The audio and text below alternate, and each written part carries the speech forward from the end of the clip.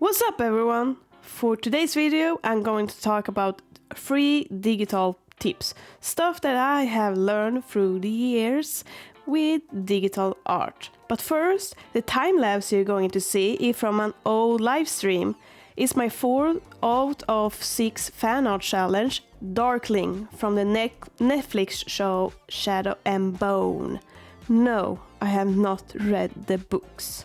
Okay, let's start. I started with my digital journey around 2017, so I have learned some sense, and I don't want you to do the same mistake as me. Only have 3 major tips, advice, or whatever you want to call it.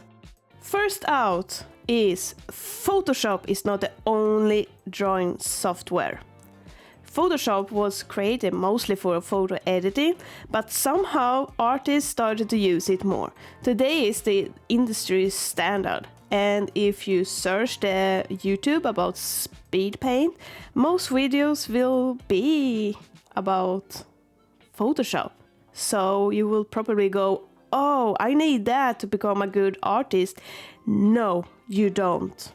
Adobe Photoshop is not a one-time purchase anymore, it's a subscription-based software and is pretty expensive.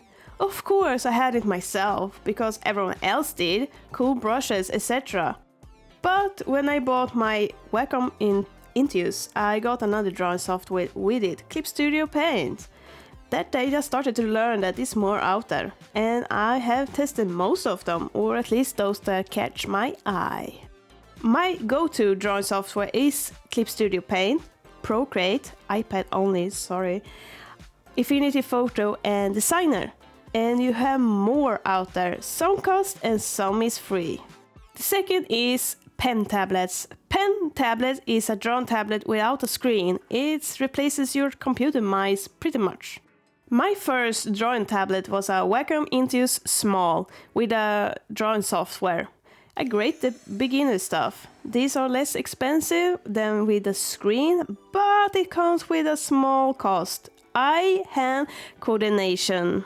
I had a very hard time with this and still not good with it to this day. Some learn it pretty fast, but I have been told that because I have Asperger's syndrome, stuff like this can take much longer time. And I don't have that time. If I don't learn the stuff right away, I get bored and stop using it. Sad truth. Don't get me wrong, a lot of big artists use a pen tablet. I just prefer a tablet with a screen. The third is no school.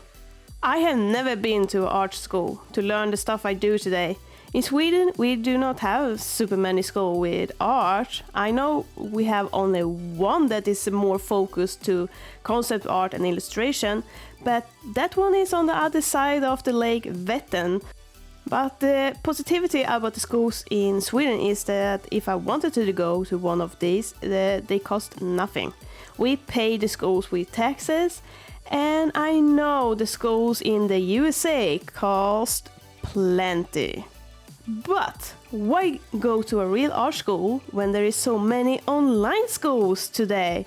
Sure, they cost a lot too, or at least those that I have looked on. One of them costs around 90k Swedish kroner. No thank you. But today you can learn so much just by looking at YouTube videos, and that's so cool if you ask me. You can also buy small courses here and there about pretty much anything. The downside doing it at home, no matter it's a small course that you buy or doing the online class, is that you need to motivate yourself.